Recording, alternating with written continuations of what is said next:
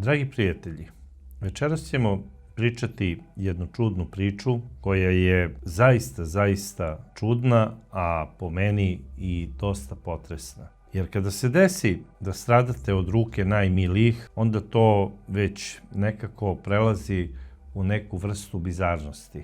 I upravo događaj koji ćemo večeras obraditi govori o jednom takvom strašnom činu koji se nekada na našim prostorima ovde na Balkanu zvao Lapot. I u tom Lapotu 17.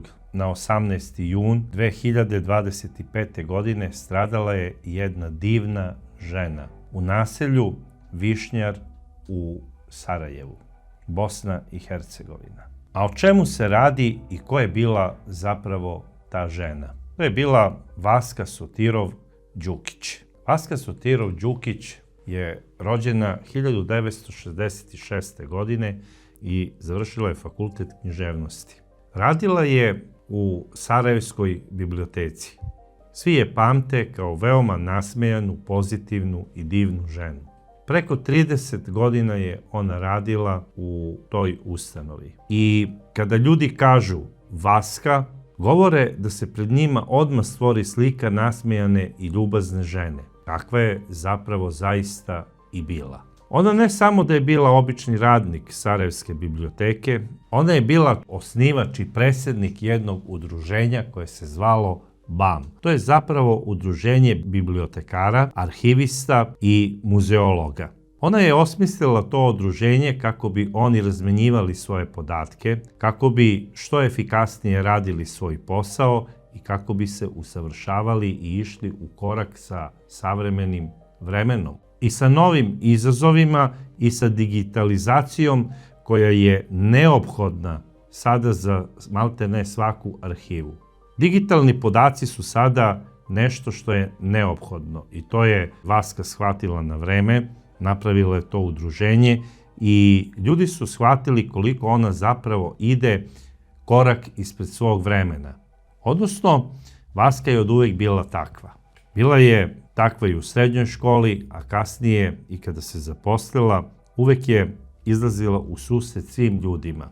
Tako da je generacije i generacije studenata pamte kao osobu koja im je pomagala da pronađu uvek pravu knjigu koja im je potrebna radi spremanja važnih ispita. I svi su je zvali u tim mlađim godinama kada je bila sestro, a kasnije su je zvali Vaska majka. Inače, Vaska majka se i ostvarila kao majka. Ona je 1998. godine stupila u brak sa čovekom sa kojim je bila dugo godina u vezi, a 1999. godine dobijaju i ćerku Ajnu. Tako da Vaska Sotirov postaje Vaska Đukić. Međutim, u tom braku, ta ljubav koja je bila baš prava i iskrena između Vaske i njenog partnera, prekinula se iznenada i na Vaskinu veliku žalost, jer je njen suprug preminuo 2000. godine.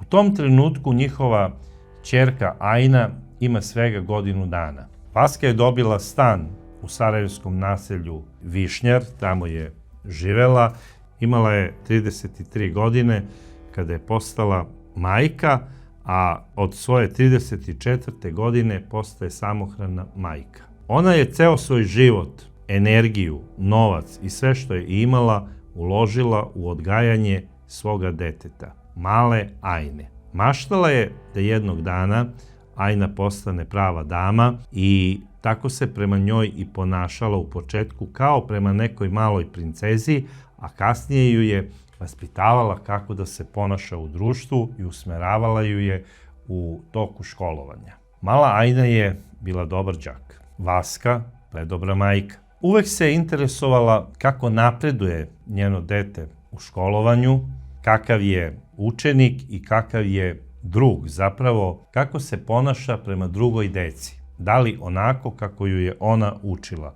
da sve što ima podeli sa drugarima. Ajna je upravo takva i bila. O njoj su govorili sve najbolje i pričali su ovo nije normalno, koliko mala Ajna liči na svoju majku. I zaista, kako su prolazile godine, pred ljudima se stvarala slika kao u nekom vremeplovu zapravo mlade Vaske. Ajna je bila prosto klonirana Vaska, po izgledu. Isto je nosila i naočare, koje su bile baš onako simpatične i Vaski, a i Ajni. Ajna je završila srednju školu, a kasnije je upisala i fakultet hemije. Završila je u roku fakultet hemije i upisala je i magistraturu i postala je magistar hemije. I upravo tada, kada je Vaska bila najsrećnija na svetu, desilo se nešto strašno. Ona se razbolela od jedne bolesti kostiju i ta bolest je sve više uzimala maha i ona je postala nepokretna. Otišla je u invalidsku penziju i živela je u svom stanu sa ćerkom. Međutim, više nije mogla ćerki da sprema sve te specijalitete na koje ju je navikla, nije mogla više ni da kuva, niti da ode do prodavnice. Sve je to sada radila Ajna. I odjednom, ta ista Ajna, koja je odrastala uz svu tu pažnju i ljubav svoje majke, odjednom počinje da mutira u neko zlo biće i počinje da mrzi svoju majku. I čak da je duboko prezire, u smislu ti si invalid, ti više nisi korisna. I to je nešto što je strašno. I nije morala ništa drugo da uradi. Samo što je možda jednom izgovorila svojoj mami, ti više nisi korisna ni za društvo, niti za bilo kog, ona je napravila veliki greh. Ajna ovo nije smela da uradi prema svojoj mami. Ovo nije smela da uradi ni prema kome. Kogod da je bio bolestan, on je zaslužan jedne pažnje i nege. U granicama mogućnosti i u granicama obaveze prema nekom. Ako se sutra, ne daj Bože, razbole moji roditelji, ja sam taj koji treba da organizuje brigu oko njihovog lečenja i sve ono ostalo što ide kako treba po PS-u, što bi mi rekli. A organizacija ne znači da vi morate da radite sada neke stvari ako niste stručni za to. Ali onda treba da obezbedite sredstva i način ko će to raditi i da smestite svog roditelja u ustanovu koja je predviđena za takve stvari. Ajna nije smela da prezire svoju majku i da je osuđuje zato što ona ne može da ode do apoteke ili do prodavnice. Na kraju krajeva ona je koristila veoma skupe lekove. Sve je to možda deprimiralo Ajnu. I ona je sve te svoje obaveze koje je trebala prema majci, znači da odradi, da ode do apoteke, do prodavnice ili nešto da kupi na pijaci, doživljavala kao jedno teško maltretiranje od strane svoje majke. Čak i ona možda umislila u svom mozgu, eto ona to sve smišljeno radi kako bi me izludela. Ona je kasnije to pričala psihijatrima.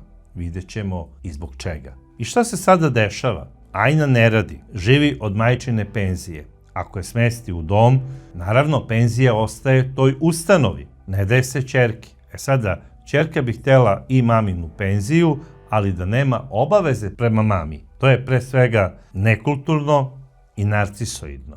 I Ajna, ma koliko da je smatrala sebe intelektualkom, a to jeste bila, jer završila je fakultet i bila je magistar hemije, ona je bila neorganizovana, nesnalažljiva i po meni pitanje koliko inteligentna. Jer da je bila dovoljno inteligentna, pronašla bi posao u svojoj struci, radila bi, primala bi platu, bila bi u svom stanu, a što se majke tiče, ako ne može da brine o njoj, da je smesti u neki dom.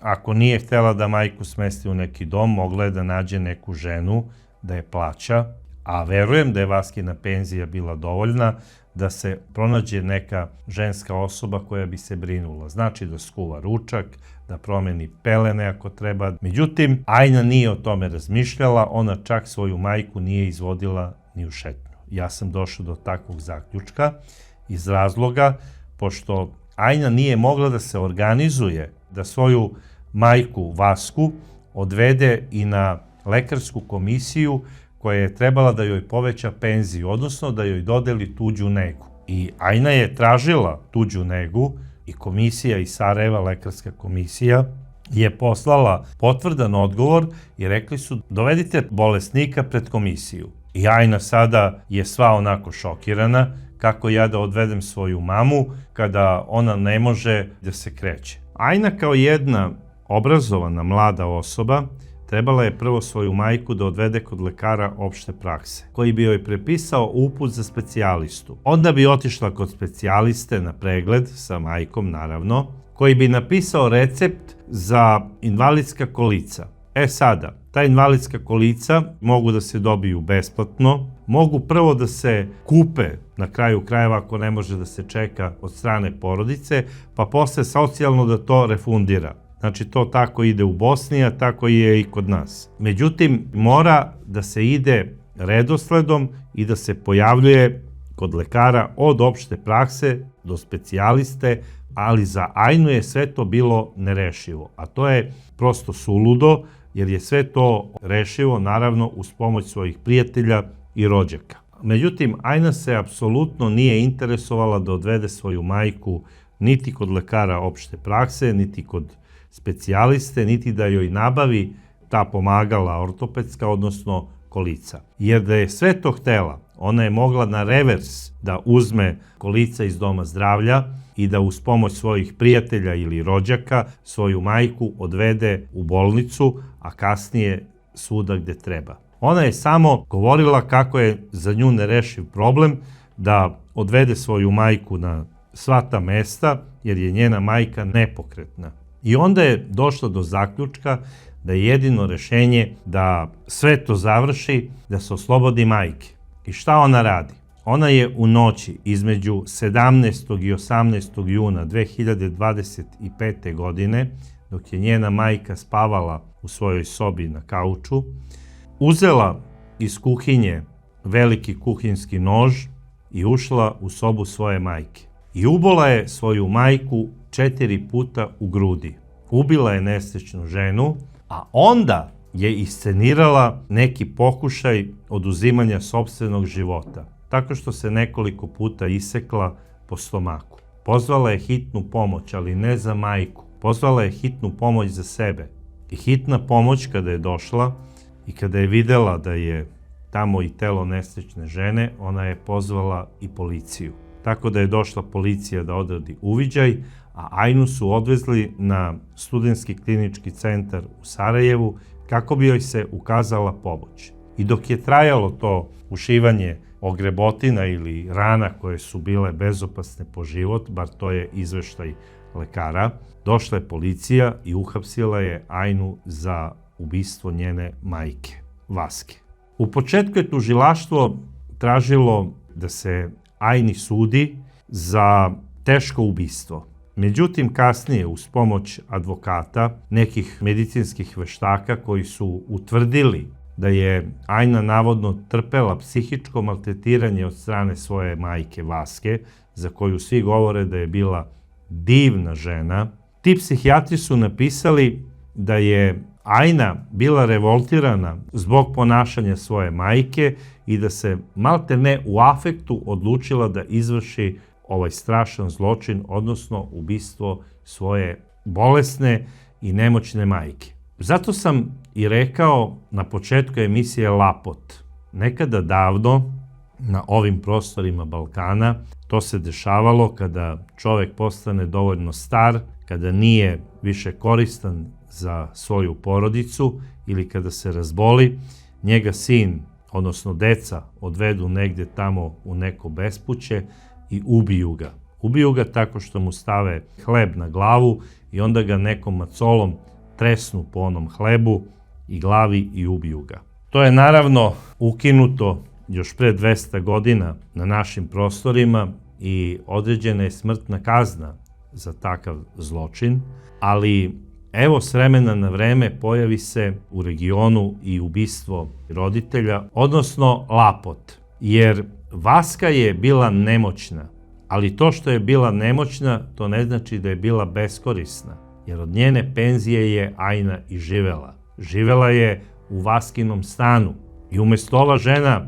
od 26 godina da razmišlja da pronađe stalni sigurni posao, zbog koga je na kraju krajeva i završila fakultet i magistrirala, i da pronađe muža, da se uda, da rađa decu i da organizuje priču oko čuvanja i brige svoje majke, ona se odlučuje da reši svoj problem nožem. I posle je iscenirala i oduzimanje sopstvenog života, kao potrešena je. Uradila je to u afektu. Bilo kako bilo, ubedila je ona sud da je to tako i tužilaštvo se smilovalo i ponudilo je Ajni nagodbu. I Ajna je prihvatila nagodbu tužilaštva i po toj nagodbi ona je osuđena na 8,5 godina zatvora zbog ubistva svoje majke Vaske Sotirov-Đukić, koja je nastradala u svojoj 59. godini od ruku svoje 26-godišnje ćerke, koju je othranila kao samohrana majka od maltene par kilograma mesa. I ispunjavala joj je svaku njenu želju. Čak joj je za rođendan pravila i tortu od sušija, koja uopšte nije jeftina. Svašta je Vaska radila za svoju princezu, ne znajući da u stvari pestuje, hrani i gaji sopstvenog dželata. Jer dete koje ubije svog roditelja, ono je dželat tog roditelja koji ga je othranio. I na tom suđenju se Ajna pokajala. Iskreno se pokajala, rekla je: žao mi je što sam ubila svoju majku, čak se i rasplakala i nadam se da će me jednog dana društvo ponovo prihvatiti kao korisnog pripadnika ove zajednice, jer trudit ću se da to jednog dana zaista i budem kada budem izašla iz zatvora. I ako odleži kompletnu kaznu, Ajna će izaći u svojoj 34. godini. Međutim, s obzirom da je potpisala nagodbu, moći će da izađe i na polovini svoje kazne, odnosno u svojoj 30. godini života. Imaće vremena i da nađe posao, imaće i svoj stan koji će naslediti od svoje majke, imaće vremena i da se uda, da rađa i da bude i ona majka. Da li će vaspitavati svoju decu jednog dana kao što je nju vaspitavala Vaska, to sada ne znam. I da li će biti koristan član zajednice kao što je bila njena majka, u to prosto sumnjam. Jer u radnoj organizaciji, u biblioteci Sarajeva, i dan danas pričaju kako je Vaska bila njihov najbolji radnik i predsjednik njihovog udruženja BAM. I svi su plakali na njenoj sahrani i došli su najveći intelektualci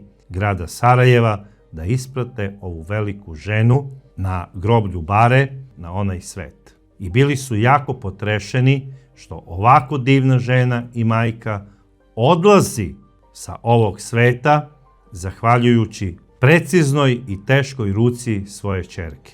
I zato, dragi prijatelji, nemojte da budete narcisoidni. Poštujte svako parče torte, hleba ili sušija koju su vam vaši roditelji pružili svojim rukama. Setite se uvek toga da ste imali lepe trenutke sa svojim roditeljima, da su nekada bili moćni i da su bili vaši zaštitnici od strašnih nekih snova i priča, da ste u njima gledali sve, i zaštitnike i hranitelje, i da jednostavno bez njih niste mogli da funkcionišete. Oni tada u vama nisu videli beskorisno biće, nego biće koje će jednog dana da produži njihovu lozu i koje će se jednog dana u zlu ne trebalo brinuti i o njima, odnosno o svojim roditeljima.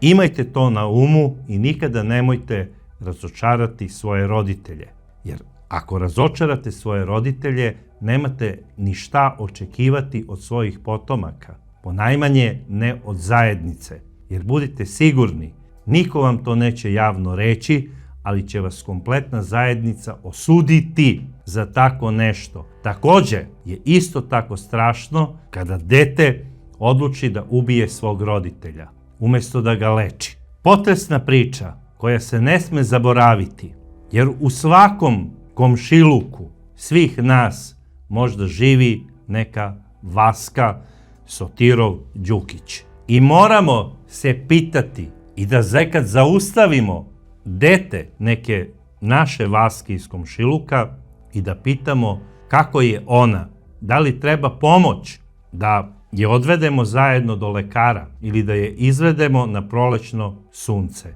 Jer niko nema nikome pravo na ovome svetu da zabrani ni zrak sunca, a kamoli pravo na život. Nema beskorisnih ljudi, ima samo zlih ljudi, a Ajna je ovim postupkom uvrstila sebe u jednu grupaciju koju sam spomenuo, a pretpostavljam da ćete vi prepoznati koja je ta grupacija.